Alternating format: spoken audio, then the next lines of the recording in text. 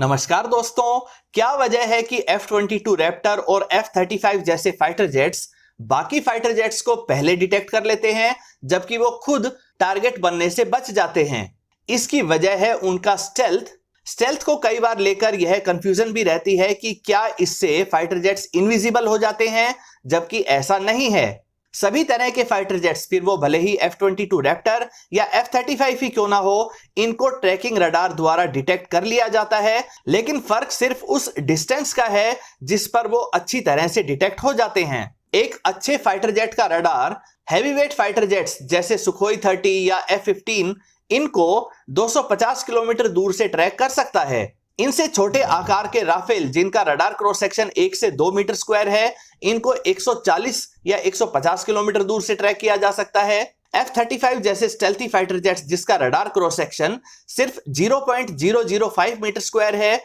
इसको 60 किलोमीटर दूर से ही ट्रैक किया जा सकता है। जबकि इससे भी ज्यादा स्टेल्थी F-22 रैप्टर जिसका radar cross section 0.0001 metre square है, इसको मात्र 30 किलोमीटर दूर से ही ट्रैक किया जाएगा। यानी इस दौरान F-35 या F-22 इतना नजदीक आ चुके होंगे कि वो दुश्मन के फाइटर जेट या उनके ट्रैकिंग रडार के ऊपर मिसाइल लॉन्च भी कर देंगे और बिना रडार की पकड़ में आए हुए चुपचाप वापस मुड़ के चले भी जाएंगे। स्टेल्थी फाइटर जेट्स हर एंगल से स्टेल्थी नहीं होते हैं। अब infrared search and track system भी इतने डेवलप हो चुके हैं कि इन स्टेल्थी फाइटर जेट्स के इंजन की गर्मी को 100 किलोमीटर दूर से ही ट्रैक कर सकते हैं और उसके बाद हीट सीकिंग मिसाइल से इन्हें टारगेट भी कर सकते हैं। दोस्तों, किसी भी फाइटर जेट को स्टेल्थी कैसे बनाया जाता है?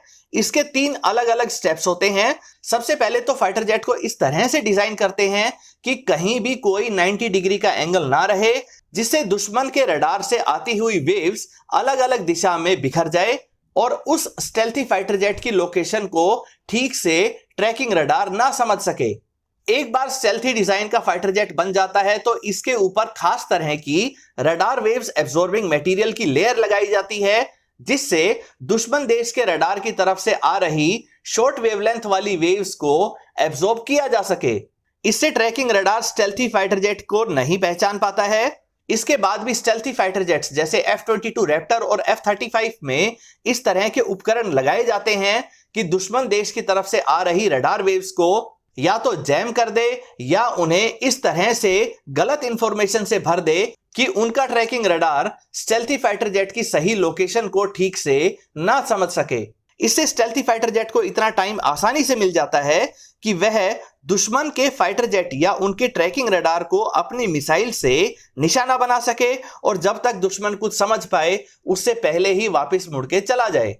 दोस्तों, ऐसा भी नहीं है कि स्टेल्थी फाइटर जेट को डिटेक्ट करने के लिए टेक्नोलॉजी ना हो। इस तरह की टेक्नोलॉजी भी लगातार विकसित हो रही है। कई तरह के रडार्स का कॉम्बिनेशन, जिसमें पैसिव रडार भी होते हैं जो लॉन्ग वेवलेंथ वाली रडार वेव्स को छोड़ते हैं। ये रडार स्टेल्थी फाइटर जेट को डिटेक्ट कर सकते हैं। इनकी लॉन्ग वेवलेंथ वाली वेव्स को स्टेल्थी फाइटर जेट की रडार वेव एब्जॉर्बिंग मटेरियल की कोटिंग ठीक से एब्जॉर्ब नहीं कर पाती है। साथ ही क्वांटम रडार भी विकसित हो गए हैं जो ज्यादा बेहतर तरीके से F-22 रैप्टर व F-35 जैसे स्टेल्थी फाइटर जेट को डिटेक्ट कर सकते हैं। दुनिया में मौजूद स्टेल्थी फाइटर जेट्स की बात करें तो पहले नंबर पर F-22 रैप्टर का नंबर आता है, जो स्टेल्थ के मामले में बाकी फाइटर जेट से बहुत आगे है। स्टेल्थ के मामले में दूसरा नंबर आता है F-35 का। चाइना का J-20 तीसरे नंबर पर आता है और रशिया का Su-57 चौथे नंबर पर इस लिस्ट में आता है। अमेरिका ने ही सबसे पहले F-117 के रूप में स्टेल्थी फाइटर जेट को बनाया था। अमेरिका तो बड़े आकार के लॉन्ग रेंज के स्टेल्थी बॉम्बर एयरक्राफ्ट को भी बना चुका है। B-2 स्पिरिट इसी तरह का एयरक्राफ्ट है। इसी को कॉपी करके चाइना ने भी H-20 नाम का बॉम्बर एयरक्राफ्ट बना लिया है। दोस्तों, स्टेल्थी फाइटर जेट्स का मेन रोल होता है दुश्मन के फाइटर जेट्स को डिस्ट्रॉय करना, उनके एयर डिफेंस सिस्टम की बैटरीज को डिस्ट्रॉय करना और हाई वैल्यू टारगेट जैसे कि कमांड सेंटर और एडवांस्ड रडार स्टेशन को डिस्ट्रॉय करना। इसके बाद पीछे आ रहे बड़े आकार के फाइटर जेट्स जैसे F-15 ईगल आदि ज्यादा पेलोड कैपेसिटी के कारण दुश्मन पर मिसाइलों की बारिश कर देते हैं। स्टेल्थी फाइटर जेट्स को एक्स्ट्रा प्रोटेक्शन देने के लिए EA-18G ग्रोवलर जैसे इलेक्ट्रॉनिक वॉरफेयर एयरक्राफ्ट भी साथ चलते हैं, जो अपनी पावरफुल जैमिंग टेक्नोलॉजी से साथ चल रहे स्टेल्थी फाइटर जेट को दुश्मन के एयर डिफेंस सिस्टम से बचाने का काम करते हैं। स्टेल्थी फाइटर जेट्स बहुत महंगे होते हैं, इनको डिजाइन करना और खास टेक्निक से इन्हें बनाना बहुत महंगा पड़ता है। साथ ही स्टेल्थी फाइटर जेट्स की मेंटेनेंस बहुत ज्यादा होती है, इन्हें हमेशा एयर कंडीशनड हैंगर्स में रखना पड़ता है और बार बार रडार वेव्स एब्जॉर्बिंग मटेरियल की कोटिंग लगानी पड़ती है ताकि इनका स्टेल्थ बना रहे। इसी कारण सबसे स्टेल्थी होने के बावजूद भी F-22 रैप्टर की 200 से भी कम यूनिट ही बनाई गई है। दोस्तों, ये थी स्टेल्थ के बारे में कुछ जरूरी जानकारी। उम्मीद करता हूं ये वीडियो आपको पसंद आई होगी। अगर ये वीडियो आपको अच्छी लगे तो इसे लाइक करें, दोस्तों के साथ शेयर करें और इस चैनल को सब्सक्राइब करना ना भूलें। नमस्कार।